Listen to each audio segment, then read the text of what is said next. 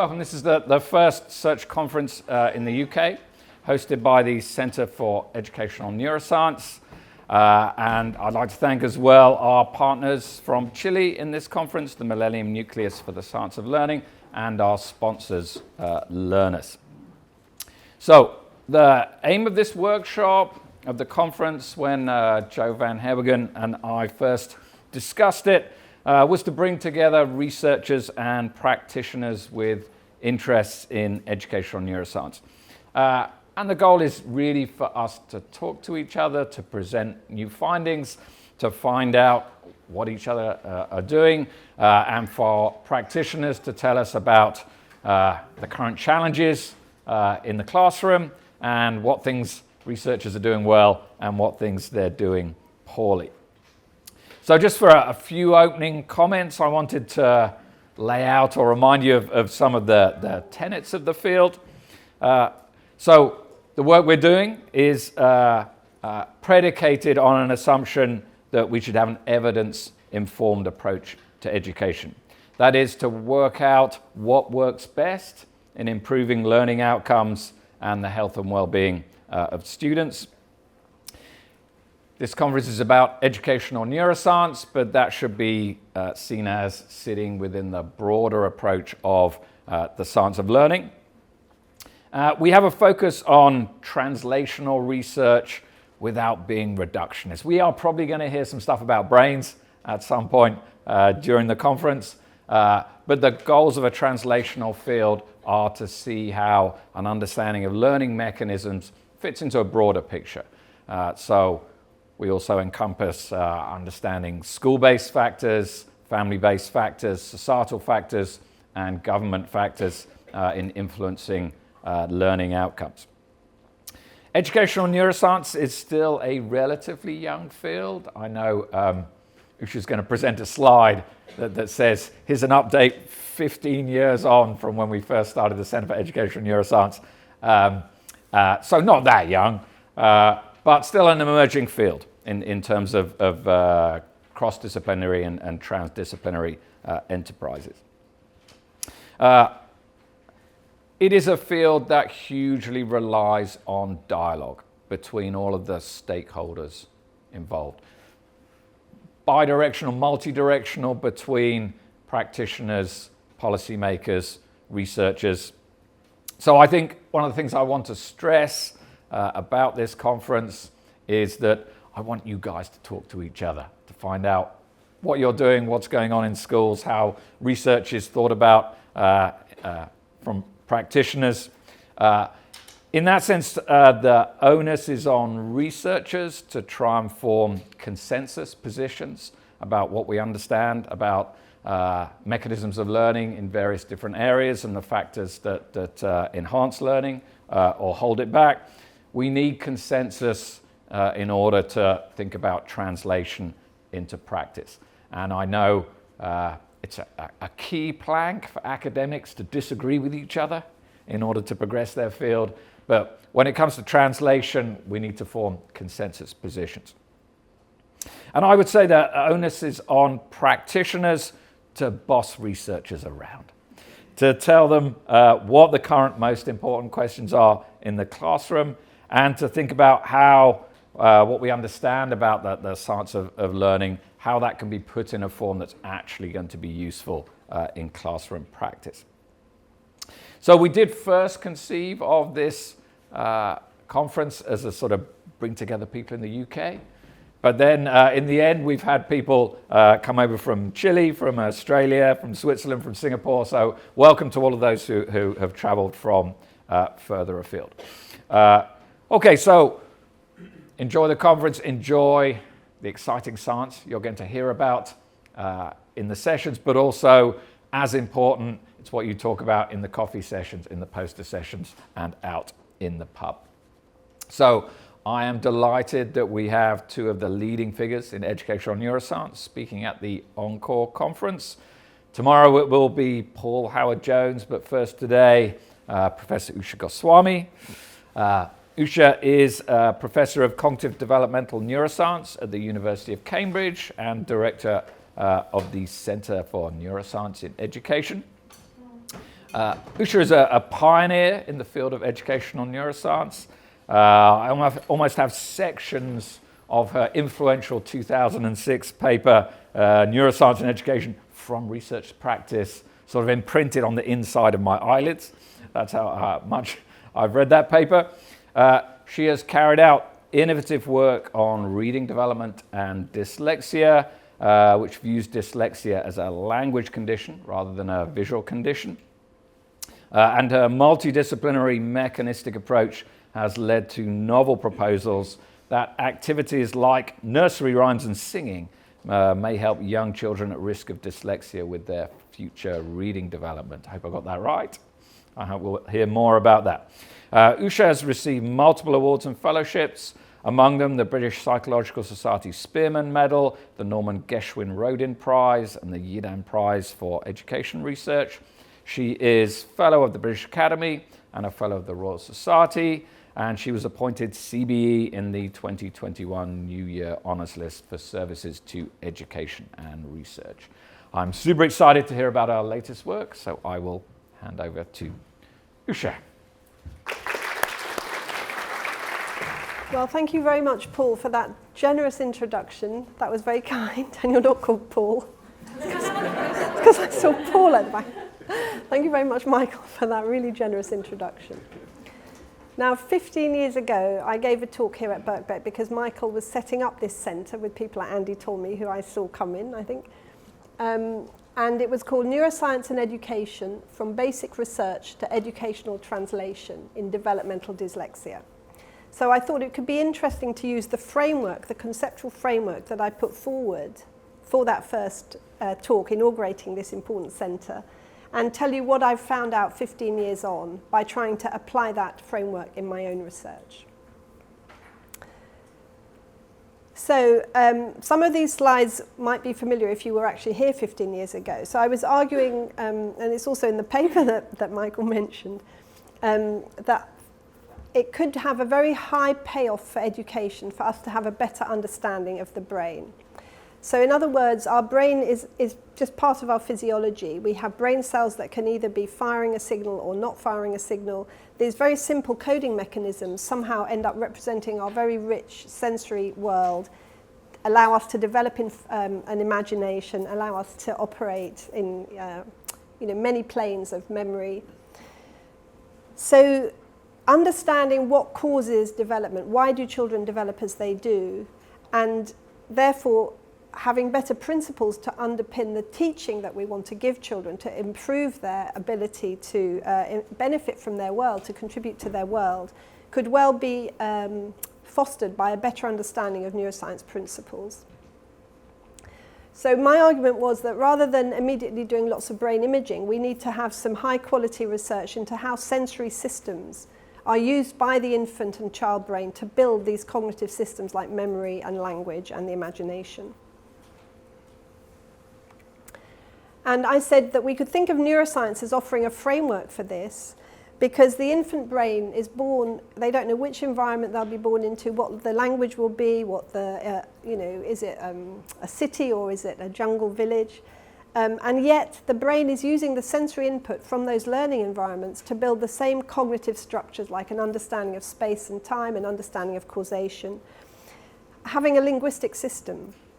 And so if we understand how the brain uses these simple coding mechanisms for this sensory input better, then we might be able to understand why some small differences between infants and children that may not seem very important early on can lead to quite large differences over developmental time in learning trajectories.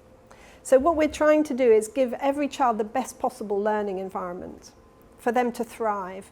And it may be that some children need some adjustment to those learning environments depending on sensory differences in how their brains function, which of course they have absolutely no cognitive control over. It's just how your brain works. So in 2010, I think it was, I was arguing that we should focus our research on sensory systems that could provide foundations for, in my case, language and reading. And I said I'll structure my talk around these 5 areas.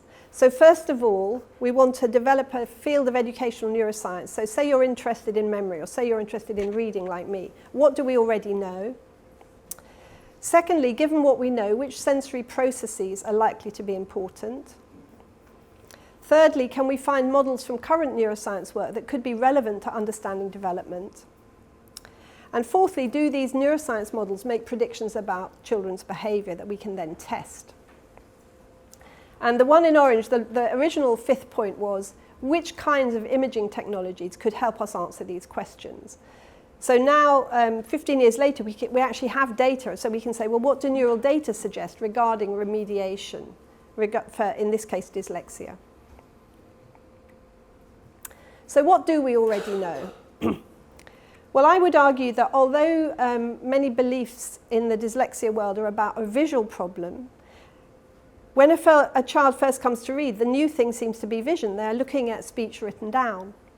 But actually, speech processing is still involved when you're looking at speech written down. So it could be that there are individual differences in speech processing rather than in being able to use a visual code for speech that are important for reading acquisition and dyslexia.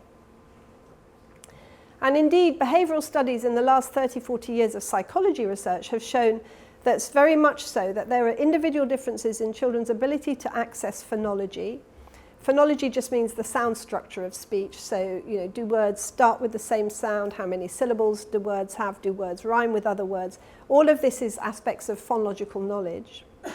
And it's been shown in language after language, no matter what the writing system, that individual differences in phonological awareness, as it's called, which is being able to reflect on your phonological knowledge, so saying, yes, those two words do rhyme, is the best predictor that we have of later reading and spelling acquisition. So the child's brain has been building up this language system. You're actually learning language to communicate, so you're thinking about comprehending and being able to be understood, producing. But almost for free, you get to learn about the phonology of your language. What are the sound structures that you need to produce to be understood? And it's individual differences in that level of the system that cause individual differences in reading. And so if you kind of analyse across all these different languages, what do the studies suggest? Well, first of all, there seems to be a language universal development in phonological awareness. If you look at preschool children, so children who aren't yet being taught, for example, an alphabet, so it's not so much their age, but it's pre-going to school and having some formal guidance, then they're quite good at phonological awareness of large units, like how many syllables in caterpillar, or does cat rhyme with hat? And with teaching, most children rapidly become also aware of small units, which are called by linguists phonemes. So a phoneme is the smallest unit of sound that changes meaning. So cat changes changes to hat by one phoneme change, or cat changes to cot by one phoneme change. So with teaching, most children very rapidly then also learn about phonemes. And in fact, you can think about this in terms of a linguistic hierarchy. So this is again more from linguistics, but there's also at the word level how many syllables and which ones are stressed. So you've got the stressed syllable level. So I've used the example of the English word garden. That has a strong first syllable and a weak second, which is the classic pattern in English. So biscuit, mummy, daddy, they all have strong, weak syllable structures. Then you can segment the syllables in a word into their individual units, like gar and dun for garden. And then you've got this level called the onset rhyme level by linguists, which basically means you divide any syllable at the vowel. And this is a very interesting level because you can hear with your ear, you know, that g-r are the two units in garden, and d-un are the two units in the second syllable. And for many languages in the world, so I've got this example of an Italian word here, casa. Many languages in the world just have consonant vowel syllable structure. So in fact, once you've divided at the onset rhyme, you also have your phonemes. So what you find is that children who are learning these very transparently written orthographies, they learn the phoneme level very quickly once they start learning to read. Children in a language like English with its ambiguous spellings, they're slower, but if they don't have a learning difficulty, they do still learn. And the onset rhyme, as I will show you, is also linked to the sensory structure of how we produce a syllable. The vowel is always the peak of the sound of you producing a syllable. So there's a non-speech specific cue that gives you this onset rhyme distinction. And what we already know, again from many studies in psychology and education, is that children who have developmental dyslexia have difficulty with all levels of this linguistic hierarchy. So it's not only the phoneme level. In fact, if there are children with dyslexia in, say, German, which has a very transparent spelling system, then these children can also learn about phonemes. But whenever they have to reflect on phonology, whether it's at the syllable level, the onset rhyme level, or where are the strong, weak syllable patterns, children who have dyslexia tend to struggle. They find it much more difficult than other children. And of course, that's also true for learning phonemes. But what I'm trying to say is that the behavioural data tell us that the linguistic system is impaired at every phonological level. Now, the reason I've put start here at the level of the stress syllable patterning is because that also is speech rhythm. And there's a lot of behavioural data from babies that suggests that babies start with speech rhythm patterns. So when you hear someone speaking a foreign language that you may not understand, but you can still hear the rhythm pattern because the speaker won't just be producing every syllable at the same level of loudness. They'll be saying, there'll be these variations in loudness or amplitude, and that's found in every language in the world. So that was a very fast tour of what we already know, but what sensory processes then are likely to be important? So clearly, to develop a good phonological system, we must have good auditory processing. And the speech signal has been modelled in different ways. These are probably the two most dominant models, and they're complementary to each other.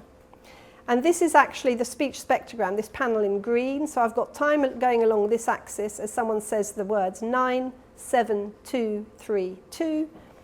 And you can see that this is frequency on this axis, so pitch. You can see there's a lot of pitch change as people are pronouncing the vowel sound. So there's the n, I, n of 9. But there aren't very strong cues to where the words start and stop. By contrast, when you look at amplitude or loudness, or basically the amount of energy your voice is transmitting through the air, then you get these quite clear blobs of sound for each individual word. And then I've highlighted 7 because it's a classic strong, weak pattern that you find in English, 7, and you can see that there's a much stronger amplitude cue for the first syllable than for the second syllable. And so one thing that happened in the phonological awareness literature is that people spent an awful lot of time on the spectrogram, which emphasizes phonetic structure, like how does b sound different from d. But when it came to building a cochlear implant, which is a way to help a deaf brain develop a language system, it was actually found that the most important thing was to transmit the amplitude envelope. So most cochlear implants, they just select a number of frequency channels, sort of logarithmically spaced across this whole pitch range, and then they give the brain the amplitude envelope in, say, 14 of those channels or 22 of those channels. And what you find is that if you're given that implant in infancy, you sound the same as, you have a similar language system to a child who isn't deaf. So it seems that the key to speech processing by the brain is actually the amplitude envelope. And so one thing I got interested in is that also the key to individual differences? So I started looking at whether there was systematic structure in terms of these amplitude changes, amplitude modulations, in the amplitude envelope of speech. And one way to think about this is that you're combining those two complementary models. So this is a 3D model of somebody saying the word 7, from Steve Greenberg, actually, who I thought did really important work. And so now we've got the 3 different parameters. There's amplitude on this axis, time along here, and this is frequency going from low to high frequencies on this 3rd axis. And what you can see is that there is actually a lot of structure in this production of the word 7. One of the most obvious things is this extremely large cue of rise time, the rising amplitude change, which is called rise time, for that stressed syllable. And then it's peaking at the vowel. This is the of 7. And then there's a much smaller rise time cue for the unstressed syllable. And so what we started thinking was there may be structure nested in this envelope that is also useful for phonology. I spent at least a decade looking at whether children with developmental dyslexia could hear these rise times, because obviously if you can't really distinguish one from another, you wouldn't really know where's the strong syllable and where's the weak syllable. And we had a simple non-speech task based on these cartoon interfaces where children would hear a sound like, say, a strong rise time and then a much more gentle, like whoop, whoop. And they had to say whether they were different or not, so or which dinosaur had the sharper rise time, for example. And using that interface, we found in every language that we've looked so far, rise time discrimination difficulties in children with dyslexia. So that already suggests that they're poor at picking up these rhythmic structure cues. But what we then did was we tried to see whether we could go further into the amplitude envelope by a so-called demodulation. So what you're trying to do is take out these frequency modulation characteristics and just look at the amplitude modulation and see whether there is some structure there in terms of how this overall envelope of sound is changing to you as it comes to your ear. And what we found was really interesting. So there are 3 core bands of amplitude modulation changes. So this is effectively volume changes, but of course they're all smudged together when I'm speaking to you. And they are roughly twice a second, 5 times a second, and 20 times a second, which is this 2, 5, and 20 hertz. And they're intimately connected to each other by phase relations. So phase relations just means some kind of rhythmic synchronicity. One of them will be varying in time dependent on when the other one is varying in time. That's what a phase relation means. And so we started off by looking at English nursery rhymes because we know that they're important for learning to read. But we've also now looked at infant-directed speech and at poetry. And what we found is very interesting. So this is the first set of analyses, which was from a great student I had, Vicky Leong. It was her PhD. And so we also modelled infant-directed speech as well as these nursery rhymes. And what I'm showing you here is, first of all, the simple input to the ear. So this is amplitude, as someone says, the nursery rhyme, Mary, Mary, quite contrary. And then this is what the speech spectrogram would look like. So you can't really see the phonology in the speech spectrogram. But if you look at our amplitude changes, so we've got the reddish colours are the lower pitch, the blue colours are the higher pitch. First of all, you can see that there's a lot going on in the low frequency amplitude for each of the stressed syllables, the strong syllables. So Mary, look at this great big amplitude change. Mary, there's another great big one. And then even for the unstressed syllables, like the re of Mary, you have got a lot of action going on here in, again, these lower frequency ranges. So that's roughly your 2 hertz and your 5 hertz changes. And so we call these amplitude modulation phase hierarchy models because the timing is codependent. It's just a natural way of how we produce speech. So to try and make it clear, this is another way of thinking about it. So here again, we've got the speech, raw speech signal of Mary, Mary, quite contrary. And now I've taken the 3 different bandings out for you. So this is the twice a second, or would correspond to the EEG delta band. So Mary, Mary, quite contrary. You can see a very clear link between what you can hear in the speech and the way the amplitude modulation changes. Then the 5 hertz band, you get 1 peak per syllable. Mary, Mary, quite contrary. And then this faster band seems to care about the onsets of the stressed syllables. So the M of Mary, for example. And we've systematically found these 3 rates, not just in infant-directed speech in English, but also in Spanish, and in child-directed speech in Spanish, and in infant-directed speech in Japanese. So linguistically, these are considered to be 3 different rhythm types. But in terms of the information coming to your brain, in terms of these amplitude modulation nested patterns, you're getting a highly similar input. Which in another way we should expect, because the brain doesn't know a priori which language it's going to need to learn to read. Anyway, the other point to pick up is what I said about them being tied together. So whenever you get a peak in both the 2 hertz and the 5 hertz rate, that's when you hear a strong syllable. When you get a trough, a dip in the slower rate and a peak in the faster rate, you hear a weak syllable. So 2 peaks, you hear a strong syllable. a trough and a peak, you hear a weak syllable. And we were able to show that by simply taking nursery rhymes and shifting by 180 degrees one of the bands, and then you start hearing a totally different nursery rhyme, even though you're not hearing the words, you're hearing the rhythm pattern. But you can change the perception from trochaic rhythm to iambic rhythm just by changing the phase relation. So this would suggest that this is a very important parameter for the brain. It's something that we all automatically produce as we speak, and your brain then needs to analyze it to understand what's being said to it. And that's why rise time matters. So of course we've got these 3 temporal rates that I'm talking about, 2 hertz, 5 hertz, 20 hertz, and they'll have different rise times because they're at different speeds. So a child who has poor rise time discrimination, like a child with dyslexia, would already be having trouble with these amplitude modulation structure.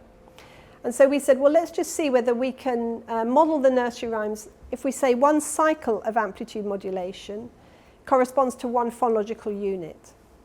And we found that we got, over 90% match between the original 88 nursery rhymes that we'd fed into the model and where the, where the syllables were, where the onset rhymes were, and where the stress syllables were.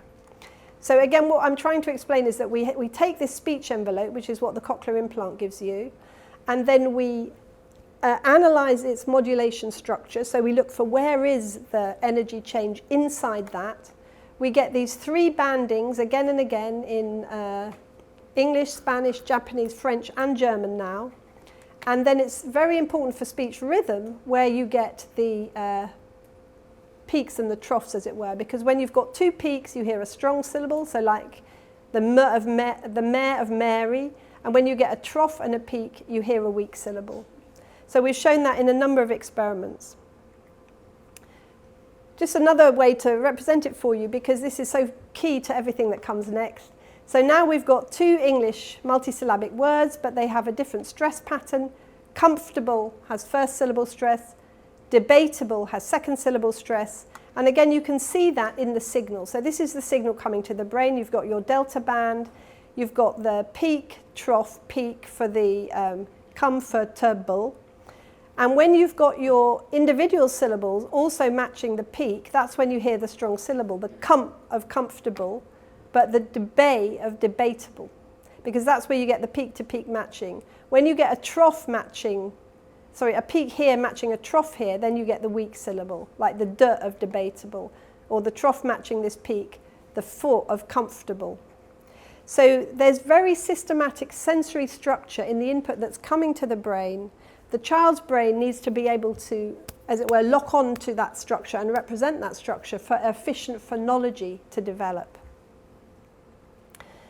So basically, these 3 temporal rates seem to match these first parts of the linguistic hierarchy. The stress syllable patterns depend on these 2 hertz changes, the syllable patterns on these 5 hertz changes, which is strong and weak on the alignment of these 2, and then the onset is always given by these more rapid modulations. So if these are the sensory processes that are important for phonological awareness and reading, well then is there a neuroscience model that's relevant to development? And about 10 years after I started doing this rise time research, an amazing neuroscience model was proposed. So although they don't call it rise time, they call it edge onsets, but it's basically the same issue. Whoops, what's happened there? Oh yeah. So one of the key names in this field is David Popple. So he proposed this multi-time resolution model. Then with Annelies Giraud, they made it much more sophisticated. But they basically used some neuroscience work by Lakatos, who was giving simple rhythmic inputs to animals. And he was showing that when they just heard, say, a rhythmic beat, this is what he would measure in their brains. He would measure systematic responses at the delta band and the theta band that again seemed to be related to each other. And then there was also something happening at this faster band, which in his case was the gamma band. And of course, these 3 types of response, they map on to the structure that we've found in the amplitude envelope, because it could then be, given that this is a response to a rhythmic input in an animal, that if your human brain is getting this stress amplitude modulation, that it's responding in the delta band. If it's the syllable level 5 Hz modulation, it would be responding in the theta band, and so on. So in other words, we've got another level to add to our model, because we've already found out that these are the sensory inputs. Now these could be the way in which the brain is encoding. These different oscillating networks that have their own preferred rates of operation. So a delta band network of cells will be firing on average twice a second. A theta band network of cells will be firing on average 5 times a second. It's not precise because each banding usually has a slightly wider neural pattern, but they're systematic across the brain, and particularly in auditory cortex, these seem to be the dominant rates. And the crucial point really for our worry about education and the child's language is that you need this phase synchronization to be working well. So to try and illustrate that, I just took a picture from Google of Irish dancers. So when you're an Irish dancer, you have to be on the beat. It's the most important thing about the dance. And so you can think of all the networks in your brain working at the delta rate. They've got to be bang on the beat with the networks that are working at the theta rate, and they've got to be bang on the beat with the networks that are working at the beta rate. And if they're all phase aligned perfectly, then you should have really great auditory perception and build up a fantastic language system. So how can we measure that? So brain oscillations, our brains are even firing when we're asleep, of course. They're always oscillating from an on state to an off state. That's what your brain cells do. So you can think about oscillatory responses as a bit like fireflies in a forest. It's quite a good analogy. So imagine you were watching this forest at night and there'd be all these fireflies flickering out of random patterns with each other. And then imagine that someone started banging a drum in that forest, say at 2 Hertz. So now you've got a beat coming. And what would happen is that these fireflies could reset themselves to be in time with that beat. That would be called a phase reset, because they go on and off anyway, but now they pause themselves by some mechanism to be in time with your beat. That's basically what we're saying for the speech listening brain. That speech comes in, you've got all these oscillations that are just kind of noodling around, and then they phase lock, they time themselves with whatever that input is. And we can think about this happening in the brain at more than one rate. So you might have your delta band fireflies around here, so they hear that 2 Hertz beat, and they decide to signal in time with that beat. But these are fireflies who prefer a theta rate, so they go twice as fast. So they have one beat, but they go twice. One beat, they go twice. This is effectively what is happening in your brain, because each network picks out the bit of the signal that they need to be bothering about. And all you experience as a listener is everything bound together. That's your experience of hearing the speech signal. So if you look in neuroscience books, you'll see diagrams like this. So this is just showing you that at the level of the individual neuron, you can't really see the pattern. But as soon as you start averaging, so this is called a local field potential, you can see that in this particular instance, which again is just off Google, it's 10 times a second this brain is responding to the input. So there's rhythmic coordination between the cells. And then for speech, so now I've got my speech signal down here. And this is meant to represent some theta oscillators before in silence, so they're out of time with respect to each other. But here's the rise time cue. This is somebody starting to talk. You get this phase reset, and now these theta oscillators are all in time with each other and with their bit that's nested, hidden in this signal that I've tried to show you of the 2 Hertz, 5 Hertz, and 20 Hertz. They would be following the 5 Hertz information. So basically, the adult model that was so useful is this idea about oscillations. And so this has been shown in many studies that these are the 4 rates that respond when there's speech as the input: delta, theta, beta, and this faster rate called gamma, which people think could be related more to phonemes. And they're mechanically linked to each other, and they're nested. So the master operator is always delta. That's the one that governs the timing of all the others. That's just how your brain works. So that's probably why the linguistic hierarchy looks like it does, with the stressed syllable patterns at the top, because in a way they're the dominant structural aspect of any speech signal. So the model that I could then develop based on these sensory and neural findings is that we can try and understand the phonological difficulties that are found in dyslexia through problems with rhythm patterns, through problems with how our sensory systems code speech rhythm. So speech rhythm is based on strong and weak syllable patterns. And then we know that these different amplitude modulation rates and their rise times are very important for the neural encoding of that rhythmic information. So in other words, everybody agrees with this, that the brain is basically encoding these amplitude modulation patterns, and that this phase resetting mechanism goes on based on rise times. The bit to try and investigate next is whether that's linked to dyslexia. So does it make predictions with respect to children's behaviour? So I have a series of predictions which I will now go through, and then we'll, this is the old slide. So that was what I had before, but now we're going to look at whether our neural data can help us with remediation. So I already told you just with one slide, but it was 10 years' work. Children with dyslexia do show sensory impairments in perceiving rise time cues.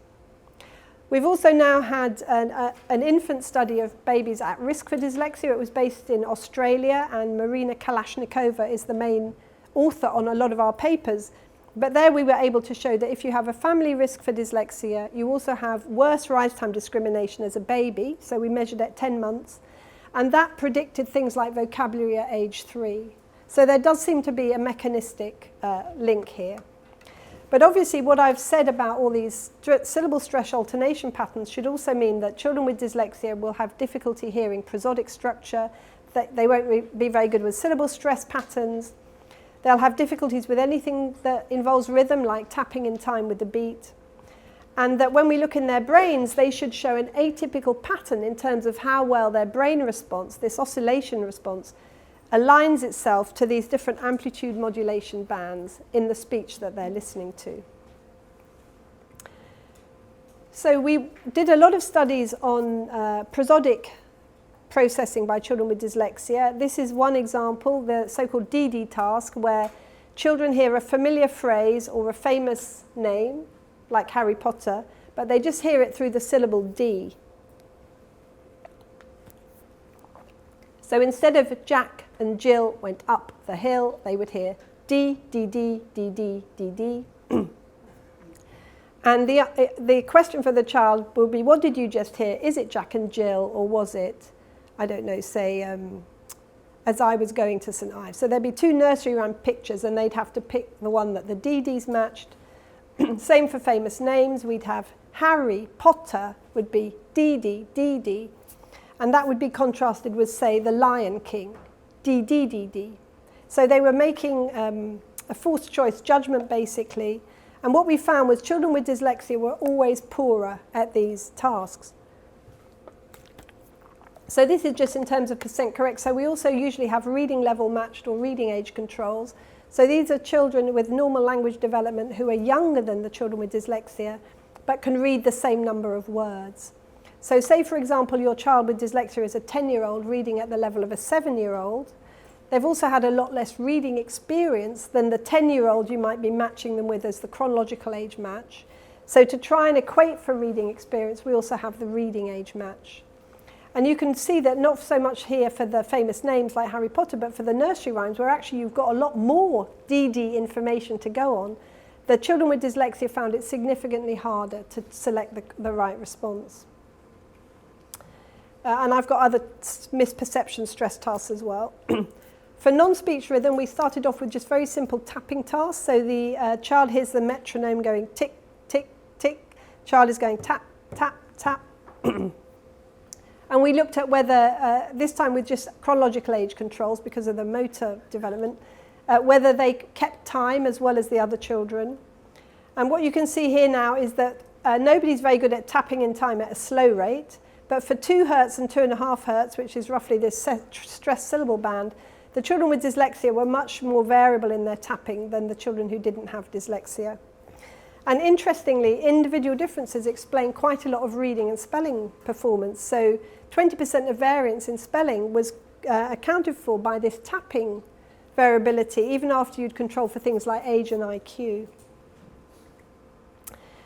Then we looked at musical rhythms, and one reason was because I was thinking we could maybe remediate the language rhythm problem through music. So the children again had quite a simple musical task. It was based on a chime bar, so it was always the same melodic note, but the rhythm patterns would change. So I'll give you an example. They just had to say whether they're the same or different tunes. All right, I'll mimic it for you. So what they would hear in a simple tune is something like ding, ding, ding, ding, ding, ding. Ding, ding, ding, ding, ding, ding. So that was meant to be an example of different. So they had to say same or different. And what we found was that whether it was a simple or a complex metrical pattern, the children with dyslexia were really poor at it, and they were, again, poorer than reading level matched children. And this task really explained an enormous amount of variance in reading and spelling. So 40%, just from that simple chime bar task that seems to be nothing to do with reading, but of course it's everything to do with rhythm. And then what about the brain side? So this idea that maybe their brains are less good at aligning themselves with a beat, less good at following an amplitude modulation that's part of the speech signal.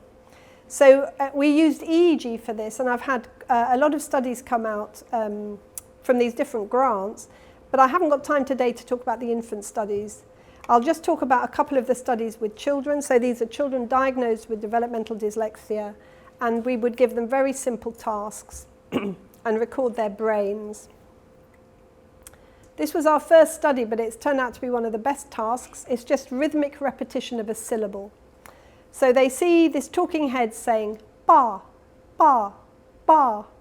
And every now and again, one of those syllables is out of time, and they have to press a button whenever it's out of time. So you can calibrate the task for how easy they find it, so you can match behavior between the dyslexic children and the children without dyslexia. So they're all as successful at getting the ones that are out of time. And we had 3 conditions. We had normal audio-visual speech, visual only. So they're picking the one that's out of time just on the visual modality, and then auditory only, so just hearing, ba, ba, but without seeing the face. And we compared same age children in this one, so children with dyslexia and children without. So here are the 3 conditions: audio-visual, visual only, auditory only. And this, back in the day, we were looking at individual electrodes. So this is, for example, a visual system electrode. And what you can basically see is that there's no group differences in the visual domain. But as soon as you had an auditory or audio-visual input, you found this difference between the children with dyslexia and the children who didn't have dyslexia.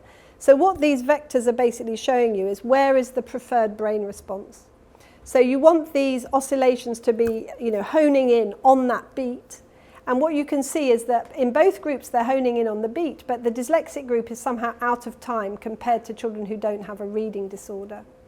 So it's like the brain is off the beat.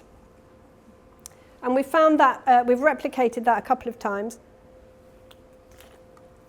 This is a good way of thinking about these oscillations. So this is called a rose plot. And each petal represents some of your brain firing. So the brain, as I said, is always busy. But what you're trying to do is converge on that preferred phase that will match the beat that is the input. And you can see that the red petal is the most dominant, and it's at a different time point in this temporal depiction. This is 0 to 360 degrees, so a whole phase cycle. Significantly different time point for children with dyslexia versus control children. And that was linked to their phonology. And actually in our baby rhythm study, we've found the same. So we've got 120 babies who don't have a risk for dyslexia, but individual differences in how well their brain is in phase when you get that beat coming in. This is actually someone saying ta, ta, ta to them, predicts later language outcomes, both vocabulary and phonology. So one way of thinking about what's happening in a kind of metaphorical level is that this brain response is somehow off the beat. I should have said we only got that difference in the delta band, not the theta band for that particular experiment.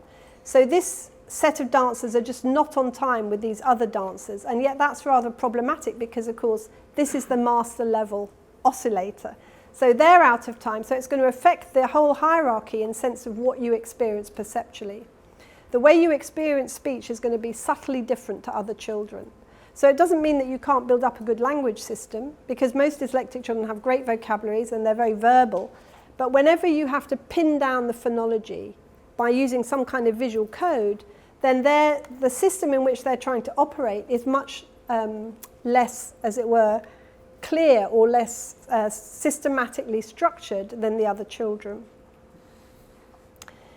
The other thing you can now do through advances in technique is that you can reverse engineer. So you can take this group at theta and this group at delta, for example, the oscillatory responses, and use the actual firing patterns to recreate those envelopes that are the input. So you can't actually hear someone read out the word tar, but what you can do is look at the different amplitude envelopes, like the one at 2 hertz, the one at 5 hertz. And if you do that, which we did with sentences, this was Alan Power in 2016, so these children, these are the chronological age match controls, children with dyslexia, reading level controls, and this is the sentence over time, so they were usually 4-word sentences, and the black line is the envelope. So that's the same for all 3 groups, and then the green line is the reconstruction of that envelope using the child's brain response. And again, I should say we matched them, so the task was to repeat back the sentences. So we matched them for how well they could repeat them back before we looked at the brain. And in a way, the most fidelity is shown by the youngest children. So again, that's not that surprising, because when you're younger, you know less language, so you're more bottom up, as it were, in your processing. And then the age match versus the dyslexics, you can see this is a much more noisy representation by those children's brains of these 2 hertz envelopes. And again, we only found this in this delta band. It wasn't there in the theta band. So a way of thinking about this is that the dyslexic brain is slightly out of time, but it's only for this one banding. So if you've got someone saying to you the nursery rhyme, Jack and Jill went up the hill, and you think this is your theta oscillatory response, one way of thinking about the phase shift is that you've got the peak response here, but there's actually not much speech. Now you've got a trough. There's quite a lot of speech your brain could have been, as it were, aligning itself to. Then you've got another peak, but there's not much information. Then you've got a trough, and you're missing a lot of information. So this is a totally stylized way of depicting it. It doesn't mean that's exactly what's happening, but that's roughly what's happening for these children's brains. So in effect, the different predictions do come out. If you do the brain imaging work and you do the behavioral work, there is a real rhythm or prosodic structure problem for children with dyslexia. It's linked to rise time, it's linked to general rhythm, and they have these atypicalities in the way their brain represents rhythmic inputs in terms of preferred phase and so on, and also just how well their brain response can align with the speech signal, which is the way we all encode speech. So let's look at the last one then. What does neural data suggest regarding remediation? Because that's the whole point of us doing educational neuroscience, understand the underlying mechanism, get the information, and then you can run with it and think of really novel ways to remediate. Now, I haven't had time to talk about the baby data, but as I said, there's, the same things I've shown you in the dyslexic brain are predictive of individual differences in quite typically developing babies. So that delta band tracking of the speech signal, that was our other big predictive measure. So we did all the brain imaging between 2 and 11 months, and then we started measuring language outcomes from 12 months. Now we're just analysing the 30-month data. And the 2 big predictors are this delta band, the fidelity of that signal being followed by the brain, the infant brain, and also this phase change. How much on the beat is your brain when you have a simple rhythm? That's what seems to be the predictors. Well, around 2012, we had the Olympics in London, and then I was watching a program on television about how Danny Boyle, wasn't it, how he created that amazing sort of rush through English history that was our opening ceremony. And I don't know if you remember, but when he got to the Industrial Revolution, he showed it by having 1,000 people banging on drums, dustbin drums. They were just banging to make that cacophony of noise, but it was rhythmic. And the person who was explaining said he had one day to train 1,000 people to drum in time with each other. And so the interviewer said, well, how on earth did you do that? And he said, it was really easy. I just told them, keep this sentence in your head. Play the drum so your mum can see you on TV. Play the drum so your mum. He said it was great. They all got it.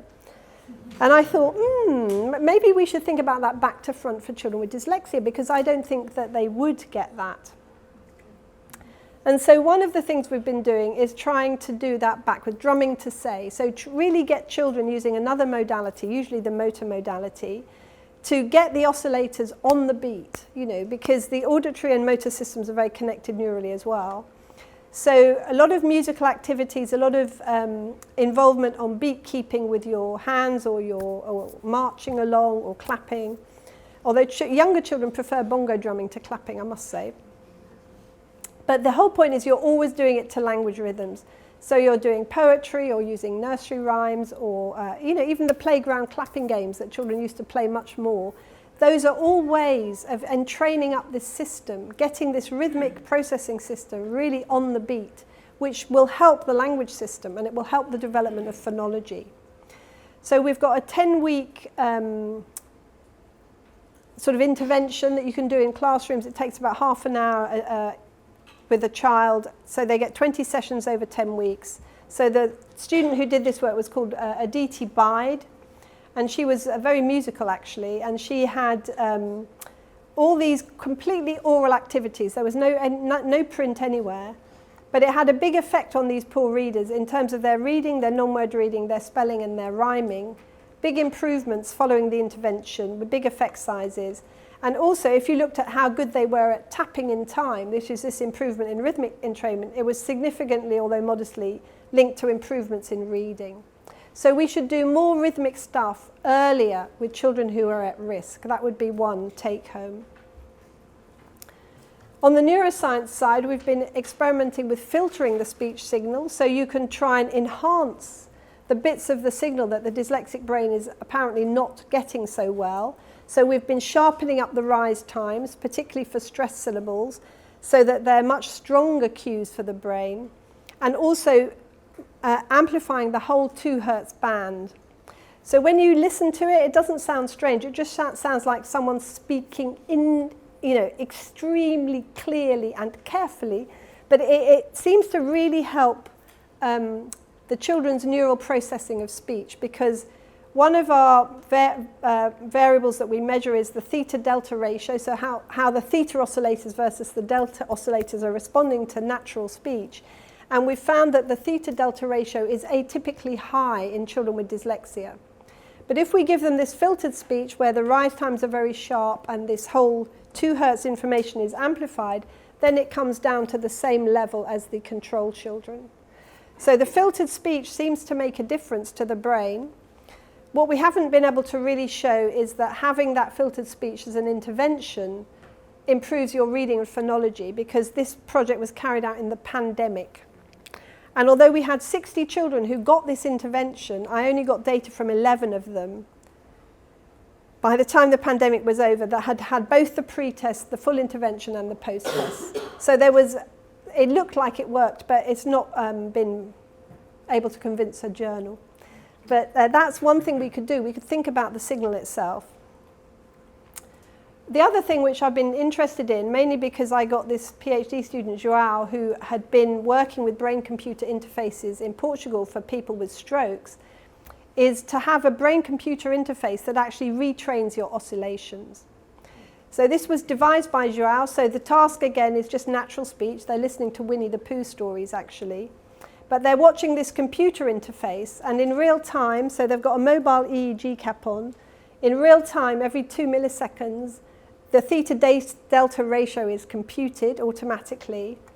And at the beginning of the learning, whenever the theta-delta ratio automatically improves, i.e. gets smaller, then the spaceship goes up. And their job is to try and keep the spaceship going up when they listen to the story. And so they learn how to do this The only data from a study that's finished is from undergraduates at Cambridge who have dyslexia. And not all of them could learn to do this, to keep the spaceship going up and have the background turn green. But the ones who did learn showed both better performance in those stress perception tasks and better non-word reading. So I'm hopeful for this kind of thing. But of course, that would be an expensive thing for a school. You don't have to do that. You can just do the oral rhythm, do more activities around rhythm, and it should achieve the same kind of ends. So I thought I'd stop there to leave time for questions. I couldn't do this work on my own. I've had huge teams of researchers helping me, and this is just a sprinkling from the most recent grants. But yeah, this is my team at the Centre for Neuroscience in Education, and none of the work would have happened without them. So thank you very much.